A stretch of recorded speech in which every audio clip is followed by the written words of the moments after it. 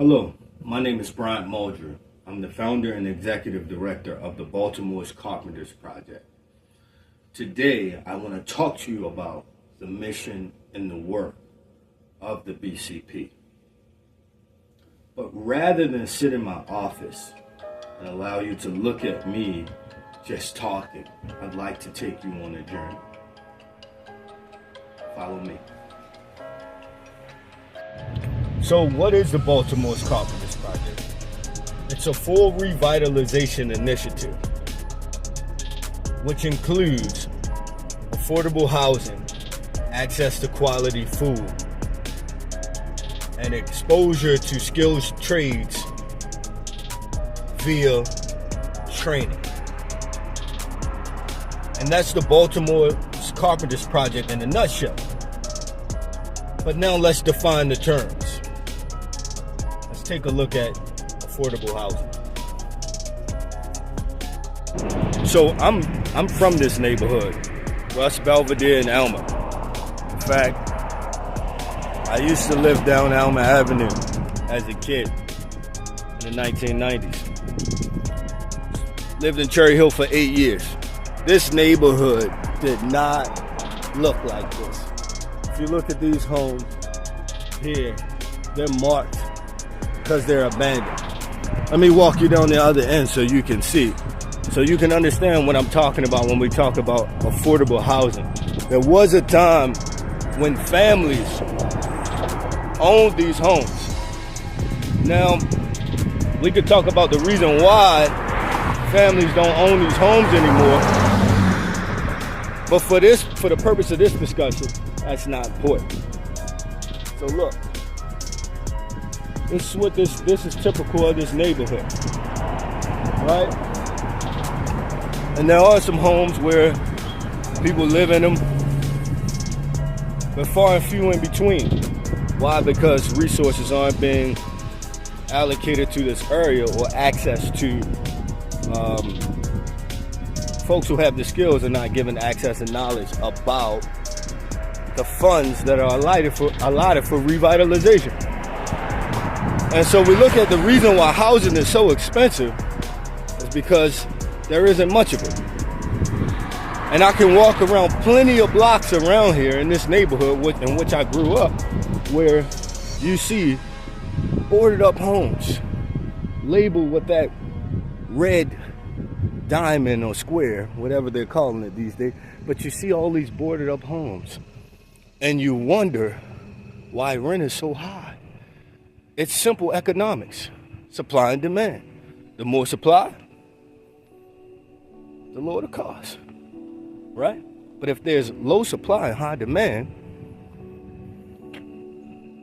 people have to pay more than they need to.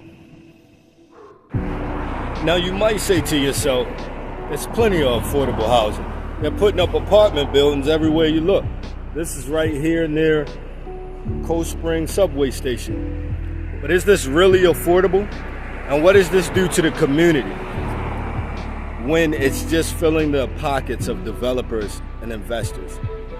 And I'm not opposed to developers and investors. However, it gives no stake to the community. The community does not have a stake in the community, or the community members don't have a stake in the community if they can't own property.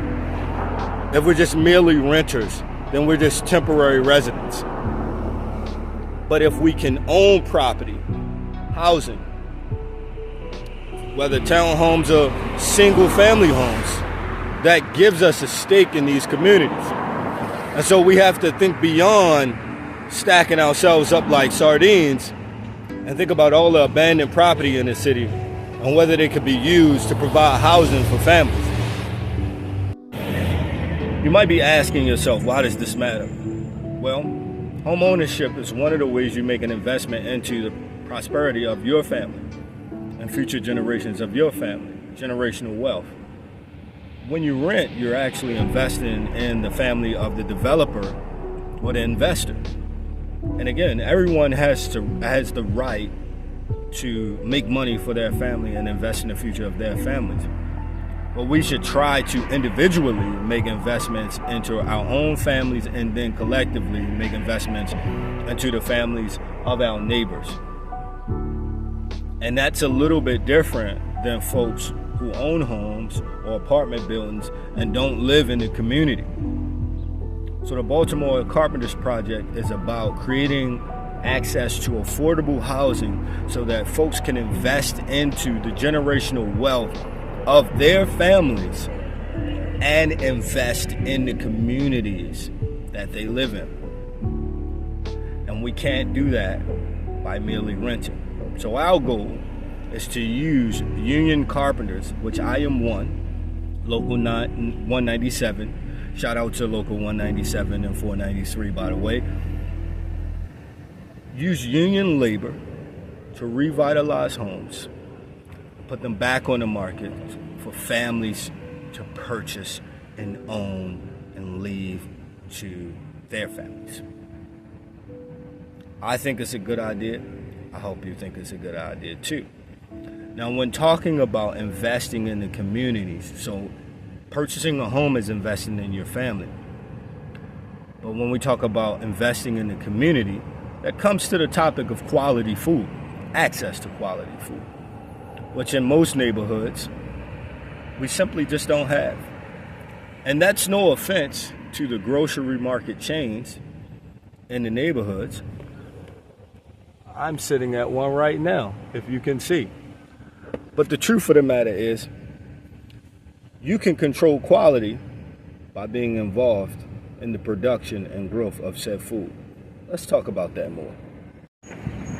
So, I'm kind of went to the grocery market running errands in between.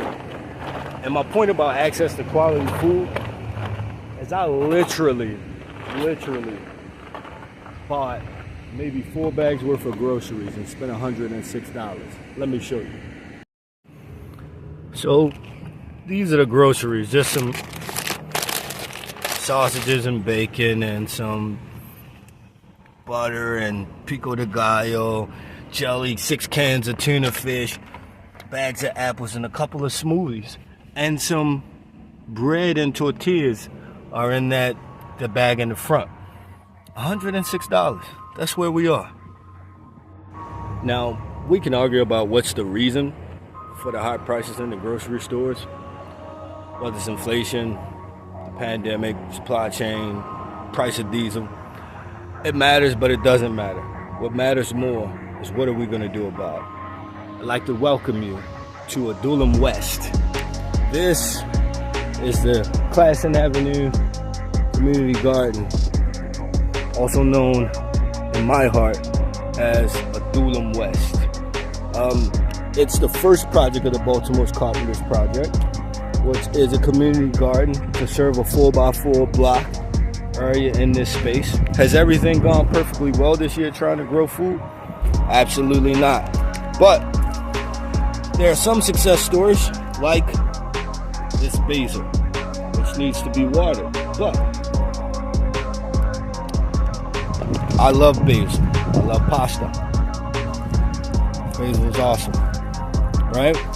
We have cucumber vine grown on strong, starting to fruit. I don't know if you can see this huge cucumber in there, right?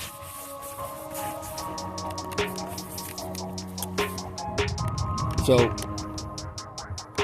sorry for the footage, but hey, I'm no photographer or videographer. I'm just doing this so you know what's happening. There's cucumbers growing. We have zucchini plants going. We have all different kinds of lettuce, carrots, and things happening here. I can show you some of them. Again, this is a red velvet lettuce. Looks nice.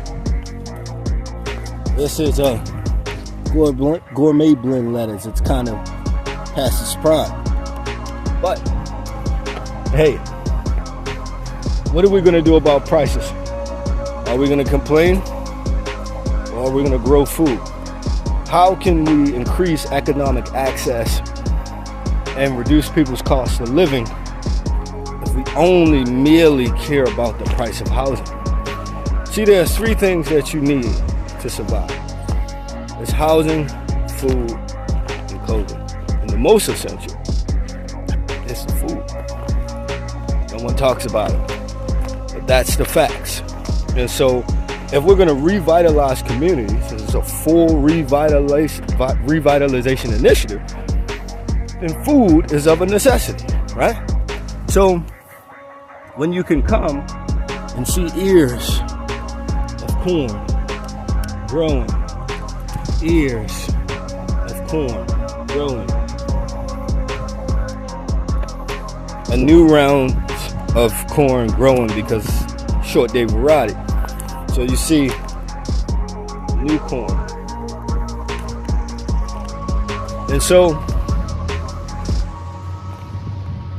access to quality food is going to start with us, with individuals in the community, investing in the community, growing community gardens, and having things like cantaloupe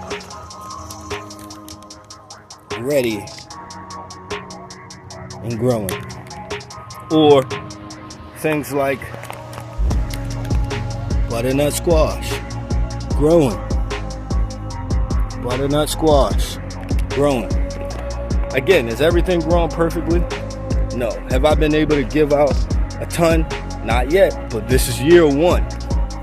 So if we're going to do great things and we're going to make sure that the city is revitalized and that people have access to quality housing, we have to make sure they have access to quality food.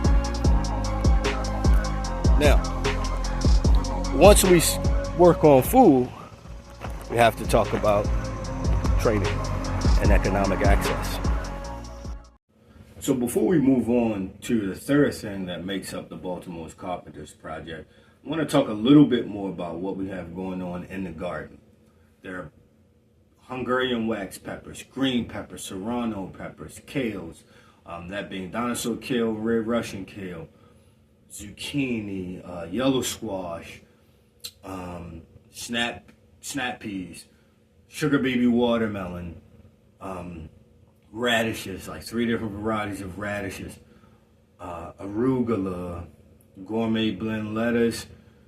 You saw footage of real red velvet lettuce, 3 different types of tomatoes, Romas, cherry, and beefsteak tomatoes, carrots, and the list goes on. And so as the season comes into full swing and fall comes in, we'll be harvesting and giving out to the community in the immediate vicinity of Adullam West. The reason for pointing all of that out is so that you understand that the footage you saw of the garden is not the full garden. I didn't want to spend more time than necessary in the garden. Now let's talk about economic access. The central issue is, how can we make sure that the city, after it's rehabilitated in certain areas, stays and is maintained? Well, it goes back to, if you look at our website, it's rebuild, sustain, prosper. That's the tagline on the website. Well, why? How can we sustain? Well, in order to sustain, we have to train the next generation of skilled workers to be able to maintain the housing that's being rehabbed, right?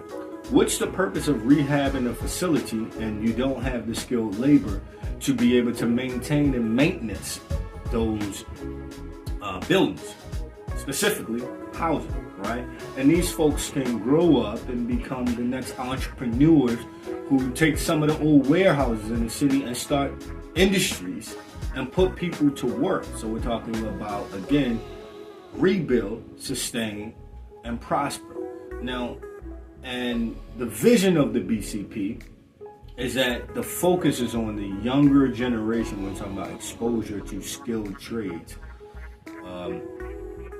elementary, middle school, right? Now, college is great, but college isn't for everyone. And in addition, everyone with a college, if everyone has a college degree, who's going to build the buildings? Who's going to maintenance the buildings? Who's going to rehab the buildings?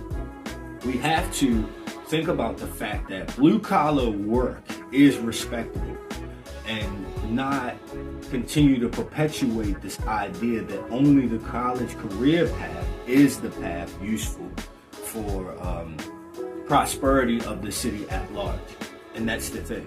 And typically when we're talking about folks who have college degrees, many of them don't work in the city. Some do. There are other folks who live outside of the city with college degrees who travel into the city for employment. But those resources, their income is not largely spent in the city.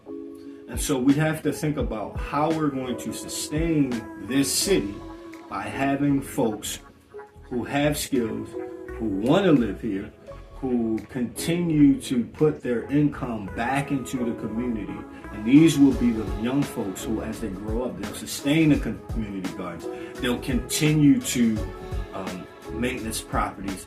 They'll be the philanthropists of our neighborhoods, helping older women when they have problems in their homes, or older men or older families who need assistance in maintaining their property. These would be the folks who would help us sustain the city.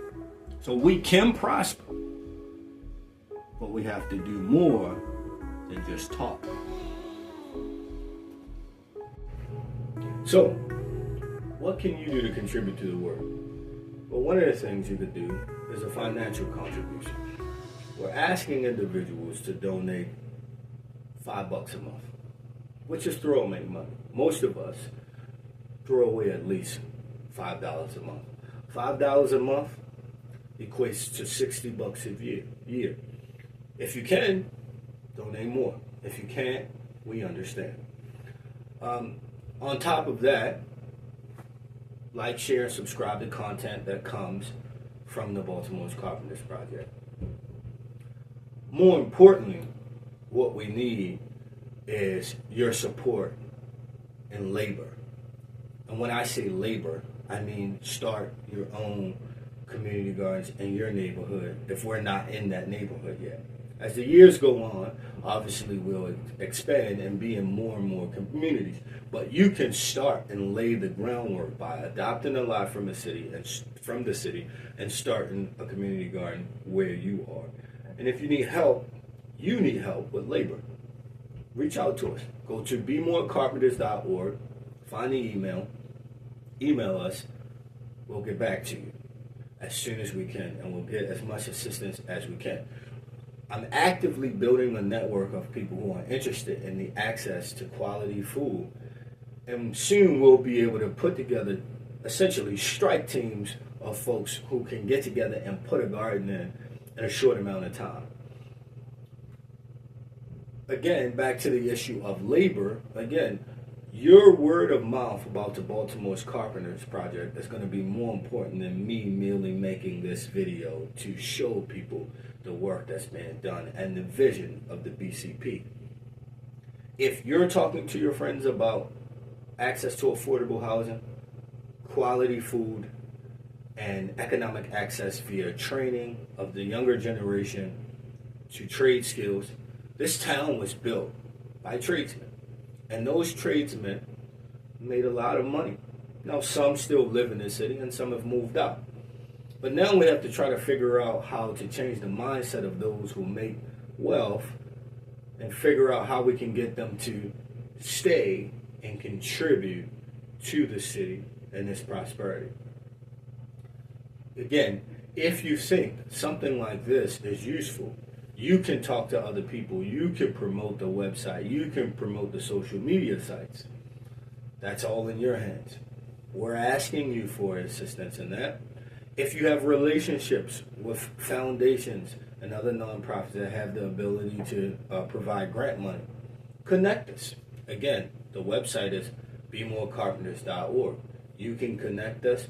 You can forward our information to different organizations you have association with. Whether it be your church, whether it be some other community association that's interested in a community garden, let's find ways to work together rather than try to work separately and fail sometimes. Now, we have no interest in coming into neighborhoods and taking over the neighborhoods.